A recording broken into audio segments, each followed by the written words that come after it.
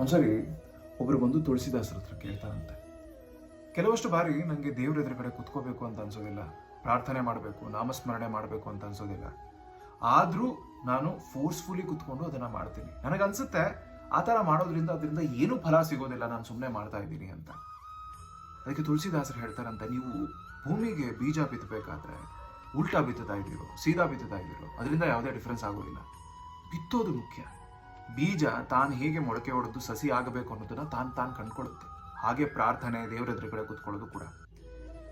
ಹೇಳ್ತಾರೆ, ಯಾವಾಗ ದೇವರ ಎದುರುಗಡೆ ಕುತ್ಕೋಬಾರ್ದು, ಪ್ರಾರ್ಥನೆ ಮಾಡಬಾರ್ದು ಅಂತ ಅನ್ಸುತ್ತೋ ಅವಾಗಲೇ ನಾವು ಜಾಸ್ತಿ ಅದನ್ನ ಮಾಡಬೇಕು ಅಂತ. ಯಾಕಂದ್ರೆ ಯಾವುದೋ ಒಂದು ಶಕ್ತಿ ನಮ್ಮನ್ನ ಅದು ಮಾಡದೇ ಇರೋ ತರ ತಡೀತಾ ಇದೆ ಅಂತ. ನಾವು ಕೆಟ್ಟವ್ರ ಜೊತೆ ಇದ್ರೆ ಕೆಟ್ಟ ಗುಣಗಳನ್ನ ಬೆಳೆಸ್ಕೊಳ್ತೀವಿ, ಒಳ್ಳೆಯವ್ರ ಜೊತೆ ಇದ್ದರೆ ಒಳ್ಳೆ ಗುಣಗಳನ್ನ ಬೆಳೆಸ್ಕೊಳ್ತೀವಿ ಅಂತಂದ್ರೆ ದೇವರ ಎದುರುಗಡೆ ಕುತ್ಕೊಂಡಾಗ ಅವನ ಗುಣಗಳನ್ನ ನಾವು ಬೆಳೆಸ್ಕೊಳ್ತಾ ಹೋಗ್ತೀವಿ. ನಾನು ಎಷ್ಟೊಂದು ಕಡೆ ನೋಡಿದ್ದೀನಿ ಅದನ್ನ, ಅದು ಸತ್ಯ ಕೂಡ. ಈಗ ಒಂದು ಹೂವಿನ ಮರದ ಕೆಳಗಡೆ ಇರೋ ಮಣ್ಣು ಹೇಗೆ ಹೂ ಬಿದ್ದು ಬಿದ್ದು ಅದು ಕೂಡ ಸುವಾಸನೆಯಿಂದ ಕೂಡ್ಕೊಳ್ಳುತ್ತೋ, ಹಾಗೇನೆ ದೇವರ ಎದುರುಗಡೆ ಕುತ್ಕೊಂಡಾಗ ಅವನು ಪ್ರಾರ್ಥನೆ ಮಾಡ್ತಾ ಇದ್ದಾಗ ಅನ್ಕೊಂಡಾಗ್ಲೋ ಅನಿಸ್ತಾ ಇದ್ದಾಗ್ಲೋ ಅವನ ಗುಣಗಳನ್ನ, ಆ ಒಳ್ಳೆತನವನ್ನ ನಾವು ಬೆಳೆಸ್ಕೊಳ್ತಾ ಹೋಗ್ತೀವಿ, ನಮ್ಮಲ್ಲಿ ಮೈಗೂಡಿಸ್ಕೊಳ್ತಾ ಹೋಗ್ತೀವಿ. ಅನ್ಸುತ್ತೋ ಅನ್ಸಲ್ವೋ ಅವನ ಎದುರುಗಡೆ ಕುತ್ಕೊಂಡು ಪ್ರಾರ್ಥನೆ ಮಾಡೋದು ಮುಖ್ಯ.